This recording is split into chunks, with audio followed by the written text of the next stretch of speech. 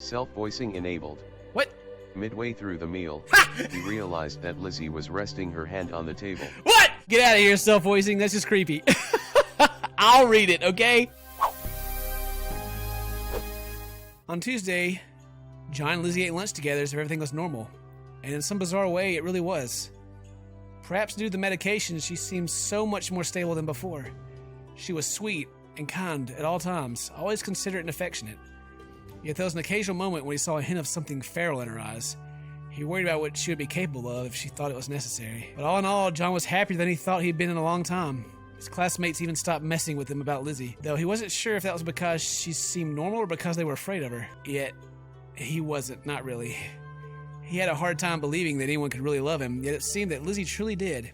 If anything, he worried that he could never love her back that intensely. He had an appointment scheduled with Mrs. Smythe on Wednesday, yet for once when he walked into her office, he didn't feel like he desperately needed it. Ready for your session today, John? Actually, I'm feeling really good. Maybe we should skip today's. You should know better than that. If you stop the treatment that's making you feel better, you might have another relapse. No, you're right. Sorry. Don't be sorry. Just lie down, take a load off. Now, how have you been lately? Well, I'm okay, I guess. That's better than most weeks, so it looks like you're making progress. By the way, I've seen you pass with a girl. Are you two dating? Yes, we are dating. We are dating. Are you listening, stalker girl? We're totally dating right now. Don't kill anybody or yourself or me. That's probably good for you. You need more relationships. But I have to ask, have you two been intimate? What? How can you ask that? I'm not teasing you. It's a very serious question. You better not be leading up to give me a lecture about safe sex or abstinence or anything. So I should take that as a no. Yes. I mean, no. We haven't done anything like that. It's good to hear that you're at least expressing interest. Koitek got back to me about Erzopam, and it's still decades from viability, so we don't have a solid option for libido issues. She's talking about when you're on antidepressants, a common side effect is just libido issues. Like you can't get it up, or you're just not interested in it, you know? Can we talk about something else? Anything else? Sorry to make you uncomfortable, John, but I do need to be concerned about your welfare in all respects. To that end, I need to ask one more question. Has the girl ever displayed a strange behavior, erratic tendencies? Oh my God, asking me all these questions? Are you serious right now? What kind of behavior? Well, for example, fixations bordering on serious OCD, maybe violent tendencies, mood swings. Those are pretty specific symptoms. Is something wrong? No, just covering the bases. I can't believe you think that kind of thing about Lizzie. I'm not being rude, John. This is important. You see, I looked up that girl's records, and to my surprise, I actually knew her mother. You knew Lizzie's mother? Yes, Abby Doss took part in one of our early clinical trials. She was one of the women who had to be removed from the study when we learned that they had lied about being pregnant at that time. Oh, that's all the drugs she was talking about, okay. Plus, I thought she displayed addictive tendencies. I understand she began abusing prescription painkillers later in life, too. The poor girl probably had a hard childhood. So anyway, I just hope that the girl turned out all right. Any drugs taken while someone is in a utero can have permanent long-term impacts, so I'm glad the girl turned out normal. Moving on, you seem so much better. I assume the issue of emotional grayness took care of itself. Yeah, of course. Mr. Smythe seemed so positive. He couldn't bring himself to tell her the truth, because despite general improvements in his life, that aspect of it had not. Lizzie was a single spot of color in his world, but the rest was even grayer than before. The rest of their session passed in a gray blur. When it was over, John was in a strange mood. He felt a little better, but not much. Usually after a therapy session, he floated in an empty tranquility, but now his mind was racing. He impatiently sat through his next class. His mind was on what Mrs. Smythe had said about Lizzie's mother. Could that be part of the reason for instability? When he had a free period, John headed straight to the library and tried to look up past incidents. It was hard to find information on Koitek's old trials, but when he eventually gave in and looked at the microfilm, he actually found some relevant articles. He knew that Lizzie had been born in 1972. Well, how old is she's like 40-something. Okay, so when does this actually take place? Because she's not that old. He knew that Lizzie had been born in 1972, so he was able to skim back around the time she had been born. He actually found a birth announcement in the local paper easily, but for the rest, he was left searching aimlessly through shitty local articles. And then, all at once, it was easy. It was a series of articles that took his research from boring whim to something that had him on the edge of his seat. Apparently, before it was called Coetech, the company had been called Pharmavax. They debranded after a series of drug recalls had ruined their reputation. John sat back, unable to read any further. Was that really the explanation? It felt so cheap. It was easy to presume that Lizzie's mother had been involved in one of the recalled Pharmavax trials, and her unborn child must have suffered the consequences. Could that really have unbalanced Lizzie this way? If so, that meant there was no phase she was going through, and her early development had been altered. She was probably this way for life. Yet the second emotion he felt was anger. Anger that Mrs. Smythe or anyone could think that Lizzie was just some freak chemical accident. It was too much. Like the scorn that had been heaped on him for his depression. Whatever problems, Lizzie was a person who deserved respect, help, and respect before anything else. Depression quickly followed on the heels of his anger. Unable to deal with any more of those thoughts, John walked out without even replacing the microfilm. He drifted the rest of the day, still stewing on what he'd learned. At times, he could almost convince himself that this was a good thing. If drugs had unbalanced Lizzie, maybe they could balance her again. He could almost imagine them together, helping each other. Maybe even getting married. Well, it hasn't mentioned her in a bit, so I'm kind of worried that she's not alive anymore. Oh, there she is. When she passed him in the hallway, her eyes lit up. Not in mere elation, but with a burning intensity. In that moment, John was sure that Lizzie couldn't be cured. The question was, did he want her to be? Several days later, as they were leaving after school, Lizzie called him with an odd look on her face. John, I'm so happy. Really? I spent so long watching you, imagining what it'd be like to say hello, to hear you say my name, for you to look at me, that we can actually talk like this. It's like a dream, a wonderful dream that I never want to end. I'm happy I met you too, Lizzie. This past week has been fun. Say, how is the Nilazine working out for you? No unpleasant side effects? It's wonderful. Thank you so much for giving it to me. Well, I hope we can find you some more once this dose runs out. Some drugs can renew week to week, but I don't know about this one. It could be a pain. Oh no, I wouldn't want you to go to any trouble for me. Are you taking your medication? But it's helping, right? I want you to be able to have more if you want it. That's so sweet, but it's not necessary. It helped me understand our relationship clearly.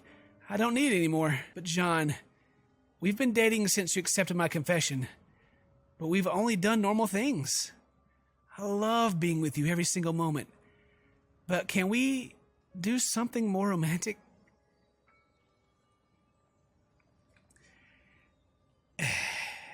They might as well. People already thought of them as dating. She seemed so sweet for so long. What was the worst that could happen?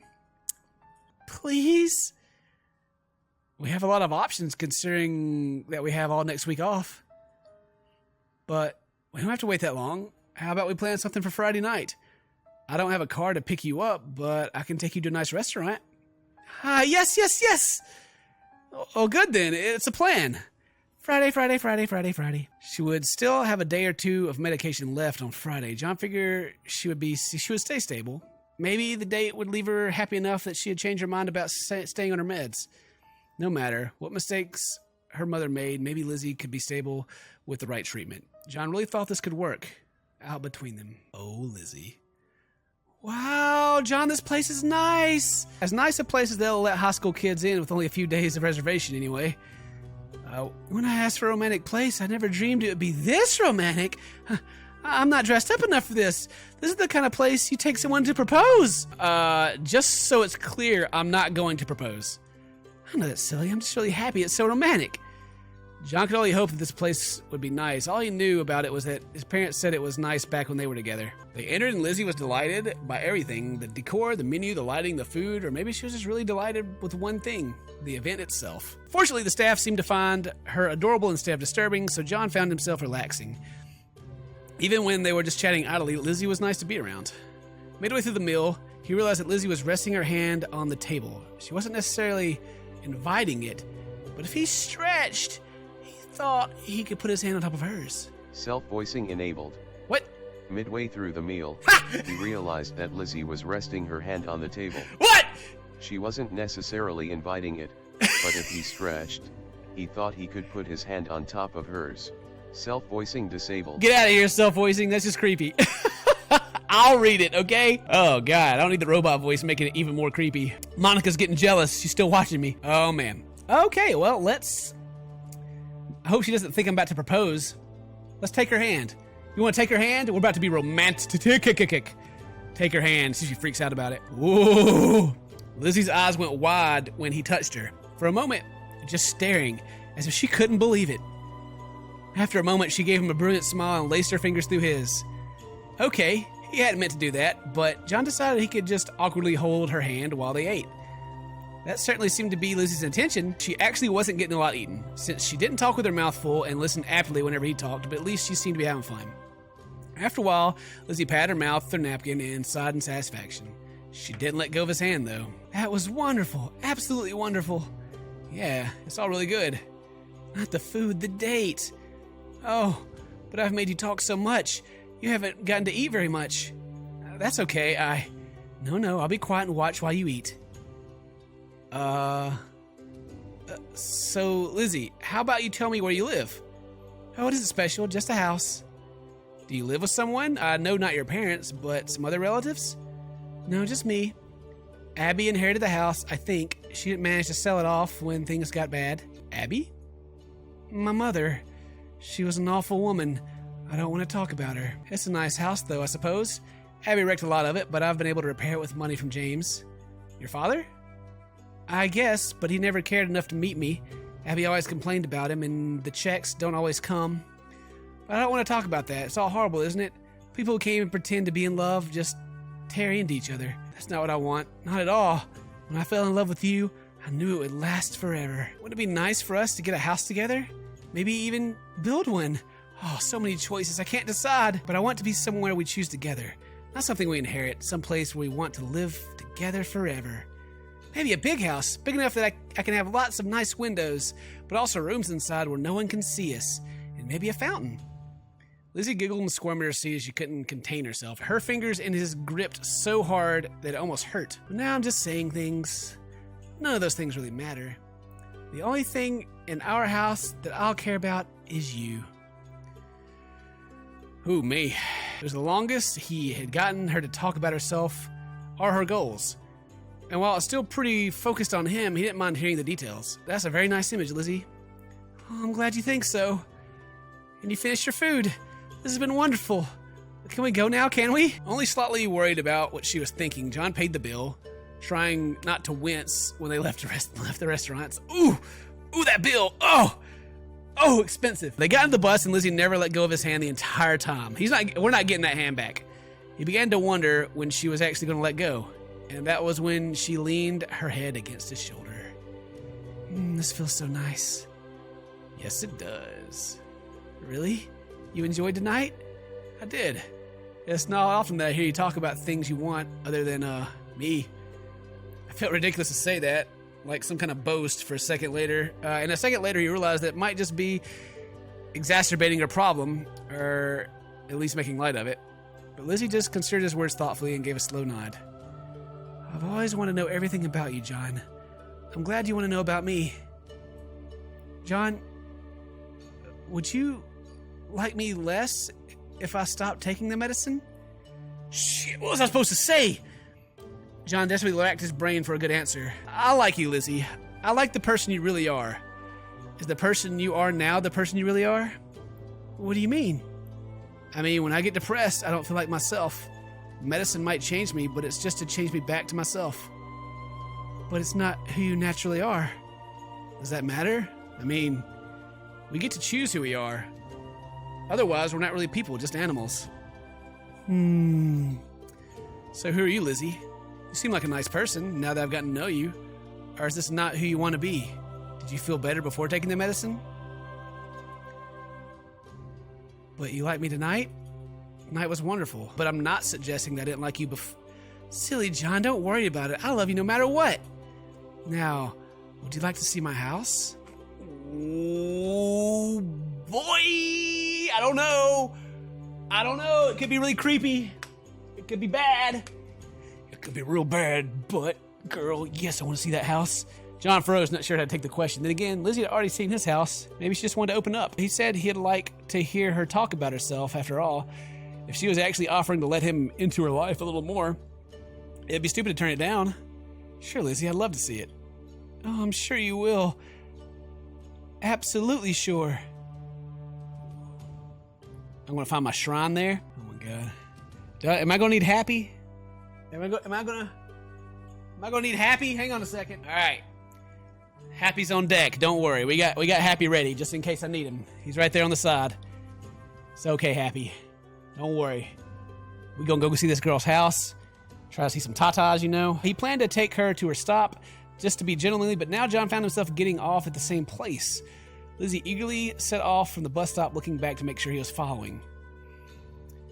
In the end, she led him up to a small house. It was a cozy little thing, much warmer and more pleasant than he expected. Here it is. Huh, it's cozy. Oh, the music stopped. I was grabbing for Happy. You don't need to flatter my house, silly. All that matters is that we'll be there. All that matters is that we'll be there. You don't need to flatter my house, silly. All that matters is that we'll be there. Okay, she means like, the only thing that matters about the house is that me and her will be there. Gotcha. She led him inside and showed him around. Though it was a very strange and erratic tour, he wondered if this was the first time she'd ever shown someone inside her home. The inside of the house was less cozy than the outside, not because of the house itself, but because of how bare it was. The few rooms looked as though they had been used, but the rest looked like they were out of a catalog. It mimicked a house, but it didn't look like a place where anyone lived. The only thing that didn't match the catalog image was the heavy metal door. Was a heavy metal door off a side hallway. Uh-oh. Lizzie didn't make the slightest reference to it, even seemed to notice it existed. So there's a huge metal door in our house. Oh boy, it's okay, Happy, don't worry about it. We'll be okay. This picture, is it your mother? Oh, that. I forgot I even had that. Lizzie didn't seem to care, but John was curious enough to pick up the frame and look closer. He was surprised to find his hand immediately coated in dust that had been years of dust. How could Lizzie have lived here for so long and never even disturbed a picture sitting on a table like this? Oh boy.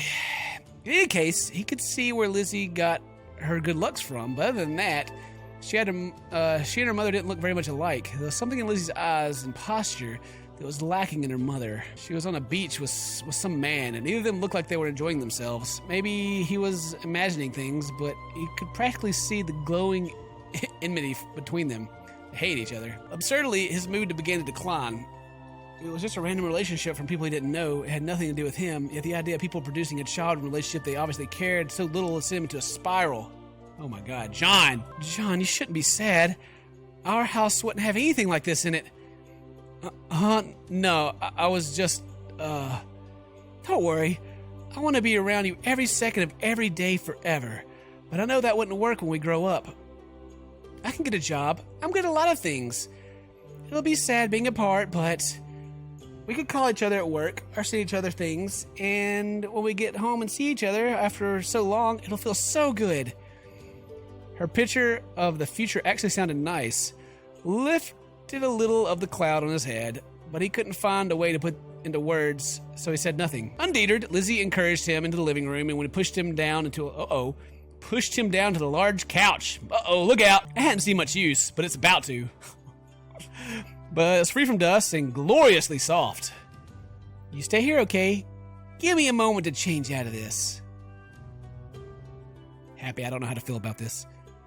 I don't know how to feel about it, Happy. I don't know if I should be excited or scared. I'm both. John swallowed and stayed where he was. He didn't have a lot of experience, but he heard his friends talk about their exploits. He thought a lot of it was lies, but was there something to what they said? If Lizzie came out wearing lingerie or something crazy, he didn't know what he would do. He honestly didn't. Part of him that had been asleep for a long time liked that idea. Oh yeah, fantasizing about what might happen. Another part of him was incredibly nervous to even consider the idea of being closer to her. He couldn't keep sitting there. His nerves would destroy him. Instead, got up and began to look around the house more carefully. Uh-oh, John. The dustiest part of the house seemed to have the remnants of Lizzie's mother. Oh, God. Happy. It's getting scary. John, why don't you just stay where you were, John? Let her come out and be naked. Okay, you don't have to go creeping around the house, dude. At least he didn't think Lizzie would be into cheap glass figurines. Opening one of the rooms, he discovered that there was an unused bedroom. He was about to go when he spotted another picture frame sitting beside the bed. This one featured Lizzie as a child, sitting on the mother's lap.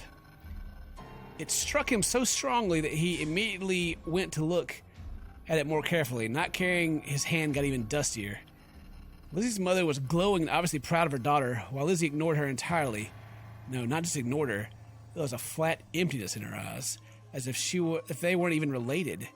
It didn't seem to stop her mother in the picture, but the distance between them was agonizing. Why would anyone keep a picture like that, much less frame it?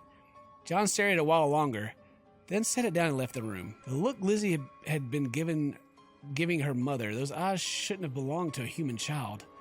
John didn't want to think about it for a second longer, so he rushed out of the room as fast as he could. Desperate for something to take his mind off that unpleasant thought, John looked around for anything else. The door next to the bedroom was jammed. He winched it open and stared.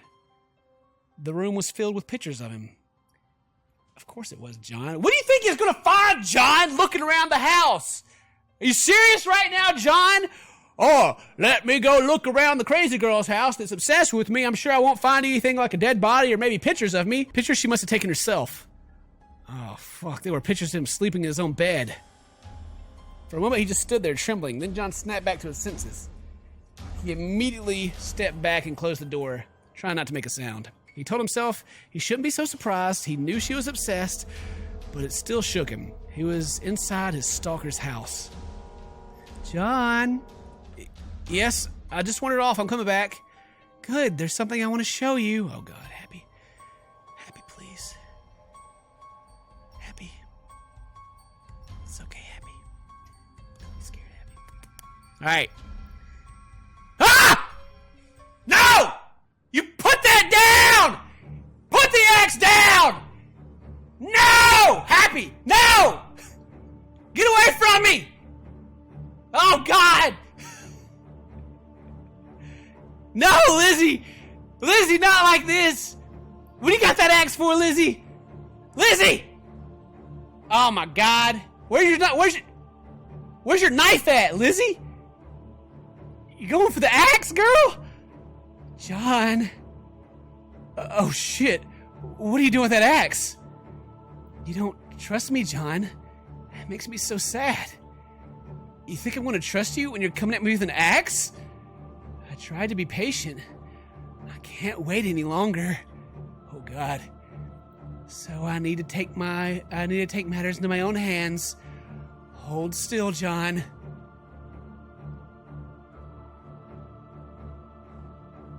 Lizzie, you better be talking about chopping my pants off or something. Cut my clothes off and take me. I'll give you consent, but just don't kill me with that axe. Girl, I'm here for that booty. I'm here for the booty, girl, and I'm standing firm. John did his best to stay in place, afraid that running would make her chase him. But as she got closer, she scraped the axe along the wall and gave him a smile that was anything but sweet. Oh, Jesus. This won't hurt very much, and things will be better. Trust me. Oh, God. Oh, God. Oh, God. Girl, I trust you, baby cakes. I trust you, girl. I trust you so much right now. Swallowing, John stayed where he was. Lizzie got even closer, her smile widening. Then her other hand came up. Instead of a weapon, it held a dark rag. It was over his mouth and nose before he could react. Stunned, John only struggled instinctually. Then the chemical fumes overwhelmed him. She's put me down that door. She done kidnapped me. Oh, my God. Girl! Come on now! Don't lock me up! Come on now! Just give me some of that booty, girl. Oh, John woke up feeling something tight around his wrists. At first, he thought he must be tangled in sheets. But then he tried to move his hands and they were stuck. The memories returned to bitterly cold flood. Lizzie had actually knocked him out by force and brought him wherever this was. Oh my God, are those knives on the wall, Lizzie? Lizzie! Lizzie, are those knives on the wall? His blurry vision slowly returned, and he could make out a rough basement around him. He could see a heavy metal door at the top of the stairs. It looked as though there were shelves and tools around the walls, but he couldn't pay attention to those. Oh. Hey, not with Lizzie standing in front of him, eyes fixed on his face. I'm glad you're awake now. Are you feeling okay? Okay, you've... I didn't want to have to be this way, John, but I don't have a choice. You're confused, John. You don't understand how much this matters. I'll help you understand. What are you going to do to me? Don't be afraid, John. Everything's going to be all right. I'm completely empty. There's nothing inside me. There's never been anything inside me. The emptiness craves something. I didn't understand what I needed for years and years. Eventually, I realized that I needed a person. A specific person. But I didn't know who. Occasionally, there would be a flicker of a feeling. I'd watch someone for a while, but they were never what I needed. Nothing actually mattered. Until I met you. But let me finish. For so long, I could barely even bear to look at you. For so long, I could barely even bear to look at you. The feeling was too intense. And then I couldn't bring myself to talk to you. I was afraid it would all just disappear. But the feelings didn't go away. They got stronger. You were made for me, John. You need to understand that. But you don't understand because you're confused. That's why I need to keep you here. You think this is going to help? It may be difficult at first, John, but you'll come to understand. I promise you will. After all, I have days and days with you all to myself. Days and days. John recalled they were going to be a full week of vacation. That meant she could keep him here a full 9 days before he had to return to school. That was no accident. She'd coldly planned the entire thing. Maybe she'd been manipulating since before she even asked her for a date. Part of him was terrified. Part of him was furious at her. And another part, his depression saw a twisted mirror of his own feelings. But the worst he had ever done was say unkind things. Not this. Just what did she plan to do to him anyway? As he looked around the basement, he saw a lot of heavy tools. Some of the hammers and knives looked like they'd been used. John slumped against the ropes behind him and the chair just wept. He wasn't sure how long the release of the motion continued, but when it was over, John felt as though his mind had been purged. His current situation might be pretty bad, but he still had options. That's right. That's right. We can still smash, guys. We can still smash, all right? He could figure out something, assuming he'd figured out what he even wanted to do. The same thing would be to find a way to escape, contact the police, or maybe it would be safer to convince Lizzie to calm down, take more medication, not hurt him. John, we're going to have ever so much fun together. Aren't you excited? He needed to say something, turn the situation around, but it was hard to focus. Before I got to know you, I thought this would be the easy part. I thought I understand how people worked. Some things never made sense to me, but others are so simple. Lizzie walked up from one of the walls and began running her fingers over the tools there. She picked up a knife and caressed the edge, partially turned away from him. Lizzie. Come on, girl. I've given you chances, girl. I've given you the chances to get some of this sweet, sweet D. But you're just blowing all your chances. If you just keep Lizzie, if you keep this up, I may have to dump you, all right? This is bad for our relationship. I thought that once I found you, I could make you mine, and then I would feel whole. But you see, I underestimated how much you would change me. I'm so much happier, and everything is so much more complicated. She walked towards him, wearing a soft, loving expression, but still holding the knife. John froze and held his breath as she walked behind him. I want all of you, John. Even the parts I didn't know existed before. If I hurt you, I would never really have what I want. The knife slid past his face, but only as Lizzie moved to embrace him. She wrapped her arms around his neck and pressed herself against his back. inhaling deeply. Oh yeah, Lizzie, give it to me, girl.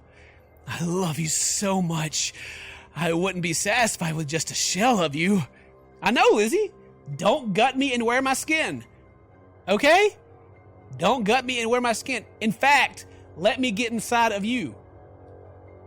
You know? Without warning, she pulled back. The adoration of her expression was gone, replacing with the empty gaze fixated on him. But that makes this so much harder. What are you going to do to me? I don't know. I wish I knew. I took time to think, but it didn't help. Okay, so she doesn't actually have feelings, right? So I feel like charming her is the bad move here, and beg for release isn't going to work. Oh, girl, come on, baby. We could talk this out.